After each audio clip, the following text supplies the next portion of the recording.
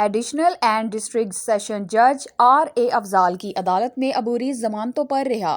خرم دستگیر خان اور مسلم لیگ نون سٹی صدر سلمان خالد بٹ المعروف پومی بٹ عدالت میں پیش، جس دوران پولیس نے ریکارڈ پیش کرتے ہوئے موقف اختیار کیا کہ مقدمے کی تفتیش تاحال مکمل نہ ہو سکی ہے، مزید مہلت دی جائے۔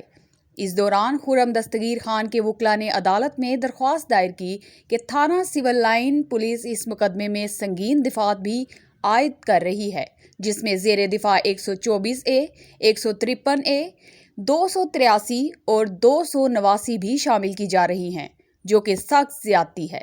عدالت نے عبوری ضمانت میں 31 اکتوبر تک کے لیے توسیع کرتے ہوئے پولیس سے درخواست متعلق جواب طلب کر لیا۔ دوسری طرف مدعی مقدمہ SHO تھانہ سول لائن رانا سرور نے بتایا کہ تاحال مقدمے میں مزید کوئی دفعات عائد نہیں کی گئیں۔ تحریری جواب عدالت میں جمع کرا دیا جائے گا۔ ماہین علی، آن لائن ڈیجیٹل TV، اسلام آباد۔